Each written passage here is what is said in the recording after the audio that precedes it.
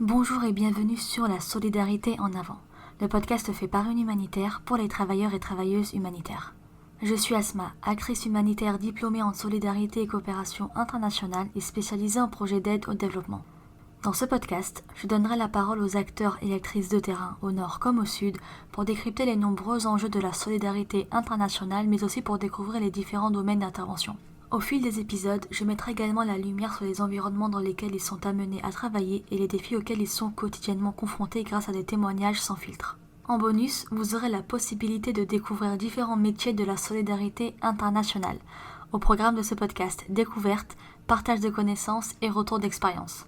Prêt à passer les prochaines minutes avec moi? C'est parti! Bonjour Sarah, merci beaucoup d'avoir accepté cette invitation pour participer au podcast La solidarité en avant. Mais avant d'aborder la thématique du jour, est-ce que tu pourrais te présenter et nous en dire un peu plus sur ton domaine d'expertise? Bonjour Asma, merci pour ce temps d'échange. Donc moi, Sarah Hassan, je travaille en tant que consultante eau et coopération internationale. Mon domaine d'expertise, en fait, c'est la gestion et la protection de l'eau et de l'agro-environnement, et donc la coopération internationale, qu'elle soit institutionnelle ou décentralisée. Ça fait près de 13 ans que je travaille en gros sur les services et les politiques publiques donc dans ces domaines. Et donc j'ai eu quelques expériences de travail avec des organisations de la société civile, mais davantage pour des autorités et des décideurs locaux et nationaux.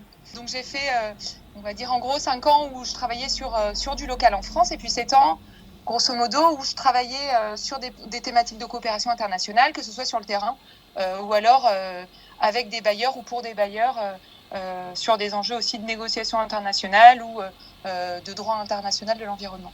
Ok, écoute, merci beaucoup pour cette présentation. Donc comme le titre de l'épisode du podcast l'indique, on va échanger sur la relation entre les ONG et les acteurs étatiques dans un contexte d'aide au développement. Pour faire une rapide introduction, comme son acronyme l'indique, une ONG est une organisation non gouvernementale et de ce fait, elle est totalement indépendante de tout État et de toute institution internationale de manière globale.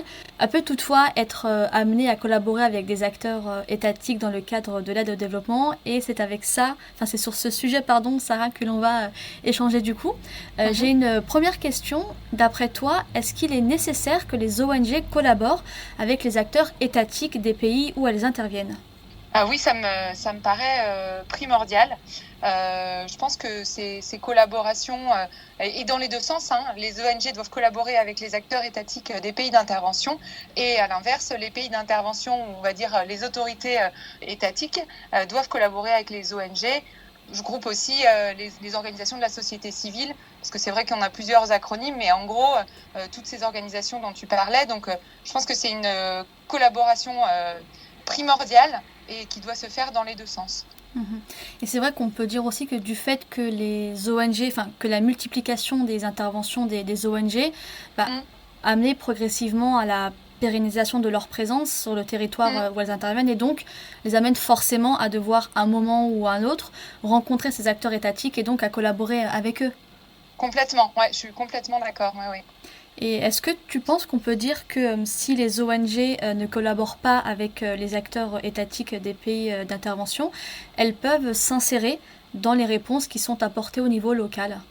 Alors tout dépend, parce qu'on peut aussi distinguer quelque chose qui est, on a les autorités centrales, étatiques, et puis on a les services que je vais appeler étatiques mais déconcentrés, qu'on va trouver localement, et puis après on va avoir les organisations, les autorités locales. Donc forcément elles vont pouvoir s'insérer, mais moins la collaboration se fera en amont d'un projet ou en amont d'une initiative, plus celle-ci aura le risque de ne pas être pertinente ou sera difficile. Et puis ensuite, il y a également le fait que quand on agit sur un territoire, c'est un peu le principe d'avoir, on va dire, intégré tous les acteurs qui sont concernés par le territoire. Et les autorités, en tant qu'acteurs, sont concernés nécessairement. D'accord, donc automatiquement, il faut pouvoir collaborer avec eux. Complètement, pour moi, oui. Et du coup, comment ces collaborations se traduisent sur le terrain? Alors sur le terrain, elles peuvent être de plusieurs ordres. Si j'avais à faire un peu des catégories, je dirais qu'il y a déjà quelque chose qui est du plaidoyer et du lobbying. Alors on peut estimer que ça se fait pas sur le terrain, mais finalement ça commence forcément sur le terrain, ou ça revient forcément au terrain, ce que je vais appeler terrain niveau local. Parce que finalement, moi j'ai l'habitude de dire, c'est pas moi qui le dis, c'est une ONG irakienne avec laquelle j'ai travaillé, son président disait que les ONG, contrairement aux autorités, pensaient outside the box. Et donc avait cet effet un peu précurseur de trouver des solutions, un peu précurseur pour les autorités locales. Et généralement, ça faisait un peu des projets pilotes qui ensuite pouvaient être ce qu'on va appeler mis à l'échelle en fait, et pouvaient être développés d'une manière plus large avec plus de financement. Donc parfois, elles sont vraiment précurseurs. Dans le travail de plaidoyer et de lobbying, il y a aussi qu'elles vont soulever, elles vont faire le travail de sentinelle, elles vont soulever des sujets, elles vont alerter, elles vont être garants par exemple de la protection des droits des personnes, du respect, on va dire, droit, ça peut s'entendre au niveau légal, donc je dirais peut-être plus du respect des humains, du respect de l'environnement. Donc voilà, et elles ont aussi parfois, c'est aussi là que tout se mêle et que parfois la complexité des relations, elle se fait là, c'est qu'elles ont des missions de service public puisqu'elles vont pouvoir jouer un rôle par exemple de service dans les pays d'intervention dans lesquels j'ai pu travailler et sur les projets sur lesquels j'ai pu travailler. Elles vont par exemple se substituer, elles vont faire du service essentiel aux populations. Quand on va amener de l'eau, donc elles ont parfois vraiment une mission de service public avec ou non des financements publics. Généralement c'est avec des financements publics. D'accord. Et du coup, par rapport au dernier point là, dont tu soulevais sur le fait que les ONG ont parfois ce rôle de proposer des services de services publics, est-ce qu'on peut dire qu'il y a parfois une concurrence entre du coup l'ONG et l'État ? Malheureusement, oui. Malheureusement. En fait, moi, c'est ce que j'ai pu voir dans ma pratique. C'est peut-être à des moments ce qui a fait que je passe plus de temps à travailler dans ou pour les autorités que les ONG. Ça, c'est un parti pris individuel, mais j'ai trouvé qu'à certains moments, et davantage, je peux en plus comparer comment ça se passe en France et sur des sujets français, je veux dire, sur de la politique locale française et dans les pays d'intervention. Et le problème, c'est que dans les pays d'intervention, on a souvent des États, où on a souvent des autorités locales ou nationales qui sont fragilisées. Et des ONG, à l'inverse, qui vont avoir une rapidité d'intervention, qui vont être plus réactives nécessairement, pour tout un tas de raisons, et qui vont du coup parfois, oui, se mettre en concurrence, mais pas d'une façon saine. Parce que moi, ce que j'appelle ça dans la concurrence, c'est quand on va entraîner. Quand je disais le plaidoyer, le fait de faire des projets pilotes. Mais à l'inverse, pour moi, les garants finalement du bien commun, du bien public, c'est ces acteurs-là qui sont pas les autorités, mais sont aussi les acteurs qui sont, les autorités locales ou nationales qui sont garants du bon fonctionnement des services publics. Et c'est eux, en fait, dans les pays d'intervention, c'est eux qu'on doit amener vers une bonne gestion, c'est vers eux qu'on doit donner plus de moyens. Donc parfois, je trouve qu'il y a une concurrence, d'une part sur les financements. Donc moi, j'ai déjà vu sur le terrain des ONG qui avaient plus de financement que des acteurs locaux ou nationaux. Les acteurs nationaux, ils ont les gros bailleurs. Généralement, ça se fait bien, des coopérations institutionnelles ou des emprunts. Enfin, je veux dire, les banques de développement leur prêtent. Ça se fait bien. Par contre, le niveau local, c'est un peu l'échelon manquant, les autorités locales. C'est-à-dire que là, ça se développe un peu, ça s'améliore. Mais avant, j'ai pas envie de dire avant, mais finalement, ça évolue bien. Mais le risque, c'était un peu que soit on avait des autorités locales qui n'avaient aucun moyen, et par contre des ONG, qu'elles soient françaises, internationales ou des ONG locales, mais qui vont avoir une force de frappe parce qu'elles ont des financements et elles peuvent prétendre à des guichets de financement plus importants. Et puis ensuite, derrière, elles peuvent aller plus vite. Elles n'ont pas, la lourdeur administrative, la lourdeur électorale, etc. Et puis, alors parfois, on m'a répondu ça. Oui, ok, mais elles peuvent pas être forcément corrompues comme le sont ces États-là dans lesquels on intervient et comme le sont ces administrations et tout. Moi, je suis pas naïve, effectivement, il y a de la corruption, mais déjà, il peut y en avoir dans les ONG, ça c'est un problème. Et puis en plus, de toute façon, la finalité de nos interventions, quand on est dans une ONG ou dans une organisation de la société civile, c'est aussi de permettre à l'instance publique de garantir à tout le monde un service public. C'est pas de se substituer, mais ça, c'est mon point de vue. D'accord. Ok, écoute, c'est un point de vue que je partage totalement.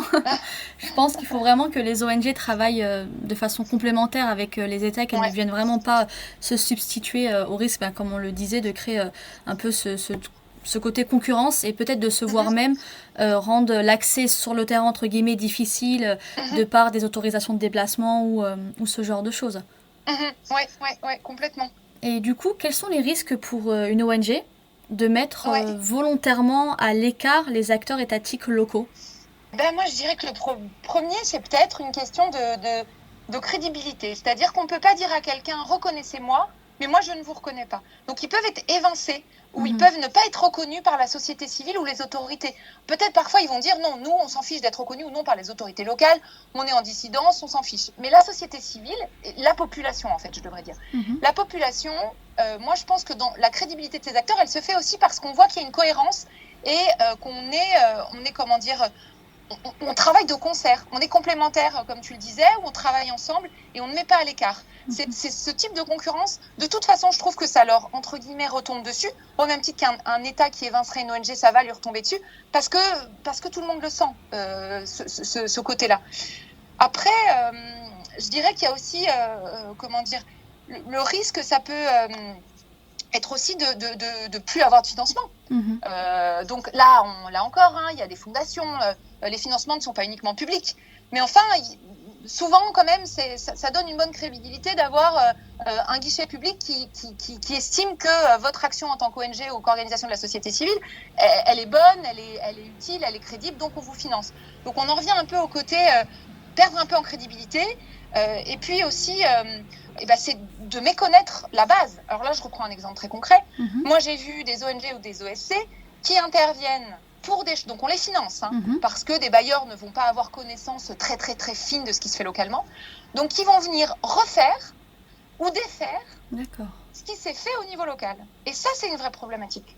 Ça, c'est une vraie problématique parce qu'il y a des gens, moi ça a été mon cas, pour pouvoir avoir, tu parlais, c'est vraiment juste ça, c'est que parfois il y a des zones d'intervention où on ne peut pas aller, et à plus forte raison, quand on travaille pour un bailleur, ou on travaille pour un ministère, etc. On est coincé, entre guillemets. Donc les ONG, c'est vraiment un super moyen, et c'est aussi pour ça qu'elles sont sur des terrains difficiles, des terrains où c'est les voyants rouges au niveau, par exemple, de la sécurité, de la stabilité politique, et donc elles vont être un peu les seules à pouvoir bosser avec les autorités locales.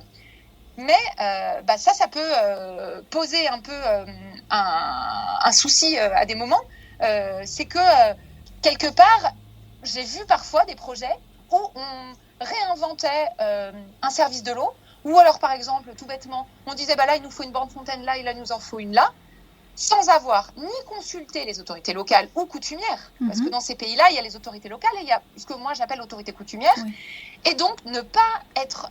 En fait, c'est la population ou les autorités, on a l'impression qu'en fait, on revient refaire un éternel recommencement de ce que eux, avec moins de moyens, ont essayé de faire. Donc, soit on va défaire, soit on va leur faire perdre du temps, ou alors on va, entre guillemets, annoncer à la population qu'on fait tel ou tel projet, qui en fait, il fonctionne mal, et on s'est rendu compte, par exemple, un plan de développement local, parce qu'on pense à tort que les pays d'intervention, on dit c'est balbutiant, ils n'ont pas fait, ils n'ont pas. On se dit oh là là. Et beaucoup d'acteurs des ONG n'ont pas même connaissance des politiques publiques françaises, locales, chez nous, et ne s'imaginent pas que parfois c'est tellement complexe que l'État ne va pas signaler qu'il en existe, et que parfois vous voyez le maire une demi-heure, il va pas, si vous voyez que le maire et que vous n'avez pas ses services autour, il ne va pas avoir connaissance du plan, par exemple, un plan de développement local, communal. Et là, vous passez à côté. Et donc, 3 ans après, vous vous rendez compte, ça ne marche pas ou c'est pas cohérent. Vous retournez sur le terrain faire une évaluation et vous comprenez le souci. C'est que dans le diagnostic, on n'a pas inséré, j'en reviens, tous les acteurs, dont les autorités locales. D'accord. Et dans le cas, imaginons une ONG fait correctement les choses et insère et à la fois les populations et à la fois l'acteur étatique et les organisations locales. Comment quels indicateurs pourraient permettre de définir du coup une bonne relation entre l'ONG et les acteurs étatiques locaux ? Alors généralement déjà c'est une connaissance mutuelle, que chacun se connaisse et se reconnaisse. Parce que moi j'ai envie de dire, et c'est aussi très important, on peut reconnaître sans être d'accord. On peut reconnaître en estimant que la stratégie, là je parle de l'ONG, l'ONG peut dire l'État intervient mal ou l'autorité locale intervient mal, je veux faire différemment, mais pour autant, on se connaît, on se fait connaître. Et l'inverse, c'est tout ce que je dis, c'est vraiment, il y a de la réciprocité. Je considère que c'est dans les deux sens. Donc, les indicateurs, c'est de la transparence, de la communication. Le fait que les gens donc, se connaissent et se reconnaissent, le fait qu'il y ait, comme je dis moi, qu'il y ait des désaccords ou des façons de faire différentes, c'est quelque part bon signe. Parce que c'est ça aussi la force des ONG, c'est de venir proposer autre chose. mais il ne faut pas le faire, entre guillemets, dans le dos des autorités ou involontairement, en fait, le faire, mais sans savoir que c'est déjà fait par une autorité nationale ou locale. Et puis, moi, je dirais aussi, et je reprends l'exemple du RAC parce que c'est mon terrain, c'est le terrain que je connais le mieux, en fait, le fait qu'on ait un tissu, et là, je dis bien un tissu, et pas une ONG qui prend tous les fonds, mais le fait qu'on favorise, nous, que ce soit en tant que bailleur, en tant que financeur ou en tant qu'autorité, là je parle en France, qu'on soit vigilant à ce qu'il y ait plusieurs organisations de la société civile ou plusieurs ONG, qu'elles soient françaises ou locales du pays, quoi, on va dire, ou nationales, eh ben, c'est témoin que ça fonctionne bien. En fait, qu'il y a une société civile qui s'est organisée et ça évite des monopoles. Parce que là, on parle ONG autorité, on va dire puissance publique, mais c'est un peu comme dans le privé. Le plus vous avez d'acteurs, le plus vous êtes sûr qu'il y a quand même un effet de ce que j'appellerais concurrence positive et aussi représentativité. Ça veut dire que finalement, ces pays-là qui, au niveau politique, parfois, parce qu'il y a corruption, etc., au niveau de l'État, c'est rouillé, ça ne fonctionne pas, et ben, ce qui va permettre à la population de ne pas se soulever 10 ans après parce que rien ne fonctionne, c'est aussi de s'organiser, de se structurer en ONG ou en organisation de la société civile. Et nous, en tant qu'intervention externe, on va dire, qu'on soit une ONG pour aider les ONG locales, ou qu'on soit un financeur, ou qu'on soit une collectivité territoriale ou un ministère, là je parle français, et ben, le fait de les appuyer dans leurs actions, ou le fait de travailler avec elles et de toutes les reconnaître, de pas, comme je disais, se satisfaire d'une semaine sur le terrain, de dire « Ah, il n'y a qu'une ONG ». Généralement, moi, ce que j'ai vu, c'est que celle qu'on connaît et qui est tout le temps financée, en fait, il y a un mécanisme où elle est de plus en plus financée. Parce que c'est celle qui est la plus visible, qui a le plus de moyens pour communiquer, qui est dans tous les petits salons, qui a tous les... Et donc, malheureusement, on se retrouve avec des méga ONG ou des méga OSC, et puis un appauvrissement des organisations de la société civile qui seraient, elles, garantes d'une bonne écoute et d'une bonne implication des citoyens. Ou des citoyens ou de la population, hein, c'est le moins. D'accord. Du coup, en tant qu'actrice de terrain, tu vois vraiment une différence notable entre les cas où les ONG interviennent avec les acteurs étatiques, collaborent avec eux, et les cas où elles ne le font pas. Oui, complètement. Et ça peut aller même jusqu'à... je vais prendre les deux,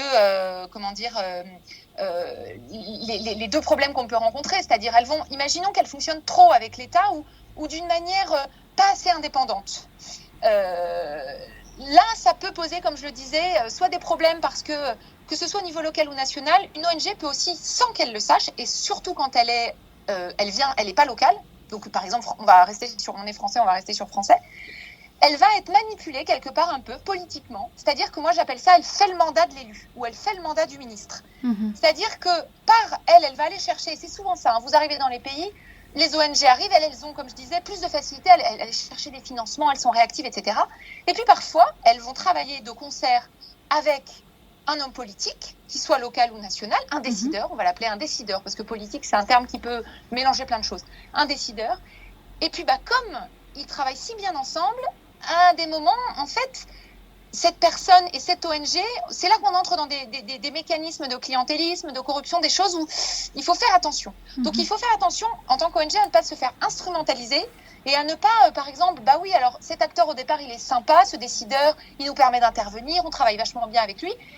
Et puis après, on se rend compte que, il n'y a plus de renouvellement politique. Et ça, moi, je l'ai vu, on va dire sur 8 ans. Il y a un acteur public ou un décideur qui va rester en place parce que l'ONG avec qui il travaille fait un peu son mandat, va un peu lui permettre de faire plein de choses et du coup la population va dire ah bah oui, si on change d'élu, il y aura plus tout ça. Ça c'est problématique parce que là on abîme le fonctionnement démocratique, ou du moins démocratie c'est pareil, c'est un terme européen, mais on abîme un peu la pluralité, le fait qu'il puisse y avoir des élections, que ça fonctionne, on les biaise. Ça va être un autre risque. Mais par contre, à l'inverse, quand ça collabore bien et sainement, l'ONG va pas dépendre d'un homme politique, mais plutôt d'un service déconcentré, ou d'un service du ministère, ou d'un service d'une collectivité territoriale locale. Et là, que la personne, l'élu, change ou pas, on connaît les services, techniques, hein, j'entends, et puis du coup, on peut fonctionner avec eux, et là, on sait qu'on a, une bonne action sur le terrain, et en deux, on les aide, c'est-à-dire ces services-là qui ont peu de moyens, même si on ne les finance pas du tout. C'est juste on structure, on les aide, et c'est eux qui nous expliquent aussi où est-ce qu'ils ont besoin d'aller. Donc, je reprends mon cas de l'eau. vous allez prendre les plans, je sais pas, un plan communal ou une stratégie de l'eau à l'échelle, on va dire pas nationale, je prends un truc plus local, mais qui est une déclinaison du national, donc qui vient d'une autorité étatique, puis après on demande, on fait de la déconcentration dans ces pays-là, bien sûr, et on pousse. Et ben, il y a une meilleure, comment dire, parfois ils n'ont pas les financements ou le staff pour le faire. Là, je parle des autorités, enfin des acteurs étatiques ou locaux, ils n'ont pas les fonds. Donc, ils vont dire à l'ONG, ben, OK, nous, en fait, on avait prévu ça dans notre stratégie, mais on n'a pas. Donc, est-ce que ça vous intéresserait de venir avec nous sur le terrain, de voir si on peut faire ça ou ça? Donc, il y a vraiment une cohérence d'une politique publique. Moi, j'appelle ça de la politique publique, parce que c'est pour le bien commun. Et autour de la table, on a les acteurs étatiques ou locaux, on va dire les décideurs politiques ou publics, avec leurs services techniques. On a les ONG, on peut éventuellement maintenant avoir les entreprises, mais vraiment, tout le monde va dans le même sens, et c'est ça qui fait que vous vous ancrez bien sur le terrain. Et c'est ça que parce que là, vraiment, moi, j'ai pu voir des projets où on a financé des choses qui ne marchent pas, qui servent à rien. Et ça, c'est problématique. Oui, c'est vrai. Oui, du coup, c'est une collaboration où chaque partie prenante va apporter une plus-value à l'échange. Exactement. Et c'est une collaboration. Tu as tout dit dans ce mot. C'est une collaboration. C'est exactement ça. C'est qu'on travaille ensemble. Et l'idée, c'est pas de dicter à un tel, parce que moi j'ai pu le voir aussi dans la manière dont on va s'adresser à ces acteurs. Ces acteurs, moi je donne tout le temps l'exemple quand j'accompagne des organisations, des petites organisations, parce que quand on est petit c'est pas péjoratif, mais parfois on manque un peu d'expérience. C'est-à-dire qu'en France, on avait un autre métier, et on arrive et on va parler à un acteur, maire ou élu, député, etc., comme si on parlait un peu à son copain et on va lui donner des leçons. Ah, bah ça, moi je suis pas d'accord. En France, on ne le ferait pas. Il faut qu'il y ait un espèce de respect de ces autorités étatiques, de ces autorités locales ou coutumières. Je les mets avec, mais je comprends. Enfin, il faut distinguer. Oui. Donc, cette puissance publique, on la respecte, on la reconnaît et on travaille avec elle et on collabore avec elle. Et à l'inverse, il ne faut pas qu'elle se serve de nous. Donc, il faut garder la main sur son projet, savoir ce qu'on fait, travailler avec eux. Vraiment, c'est la base. Mais écoute, je rejoins totalement ce que tu dis, et c'est vrai que dans les quelques expériences que j'ai pu avoir en ONG, il y avait toujours cette volonté vraiment de collaborer avec les acteurs étatiques et de les considérer comme des acteurs à part entière et de ne pas les infantiliser en pensant qu'on apportait quelque chose, etc. Complètement, l'infantilisation, c'est complètement ça. Et puis du coup, des fois, ça reflète un peu... on n'a pas envie qu'ils soient autonomes, on a envie de rester là pendant 15-20 ans. Mais c'est pas le but. Le but, pour moi, le développement... Mais alors là, je soulève une grande question. Pour moi, on finance le développement parce qu'on doit partir à un moment. Il faut qu'on fasse des choses qui permettent aux États, aux autorités, à la population, parce que je suis bien d'accord que malheureusement, la base, c'est aussi les ONG, mais locales, et ben de mener leur développement et d'arriver à un développement. Mais on perd du temps par-delà, ou méconnaissance, ou des égos personnels, parce qu'il y a un côté un peu entraînant. Vous avez des acteurs, par exemple des ONG françaises, des gens qui n'avaient pas forcément énormément de responsabilités. Quand vous arrivez, vous êtes un peu le roi du pétrole, vous arrivez sur le terrain, vous pouvez avoir des fonds, vous n'avez pas du tout la même puissance, le même impact. Il faut un peu pas se sentir au-dessus et infantiliser, c'est exactement le terme. Mais je ne peux rien ajouter, tu as tout dit à ce niveau-là. Du coup, en début d'épisode, on disait que une ONG, c'est une organisation qui est indépendante. Et dans le cas où elle collabore avec des acteurs étatiques, est-ce que ça peut représenter un risque pour son principe d'indépendance ? Oui, ça peut présenter un risque. En fait, souvent, je le disais, ce qui est important aussi pour une ONG, et encore plus quand elle est nationale ou locale, du moins pas étrangère, mais c'est valable aussi pour les ONG étrangères, c'est qu'il y a un côté un peu dissident, un côté sentinelle, un côté temps d'avance. On ne va pas toujours être d'accord. Et c'est ça qui fait la force de l'action. C'est quand on met dans un grand pot plein de couleurs et on doit arriver à un mélange de couleurs. Si tout prend la même saveur et la même couleur, je trouve c'est pas le but. Donc parfois, oui, il y a un risque quand on perd un peu en indépendance, c'est de plus pouvoir. On n'ose plus. On se dit on va perdre ce financement. Donc là, on a un problème. Quand on est trop dans finalement, il y a un peu une dépendance ou financière, je dis, ou alors quand on sait qu'on a un laissez-passer par la commune, parce que c'est pas que financier. on se dit bon, on va un peu les ménager. Donc il faut faire attention, il faut quand même garder son regard extérieur et puis comme je disais tout à l'heure, pas se faire instrumentaliser par un homme, un décideur politique qui a un mandat à faire ou quoi que ce soit. Il faut vraiment rester indépendant et oui, il y a un risque. Et puis je dirais aussi qu'il y a un peu, mais ça moi je trouve que ça évolue aussi. Il y a une troisième forme, moi c'est un peu celle que je défends, que je défends. On va dire que chacun trouve l'environnement dans lequel il aime évoluer. Et moi, celui où j'ai adoré évoluer, surtout dans les contextes compliqués dans lesquels je suis intervenue, c'est aussi de l'entrepreneuriat social.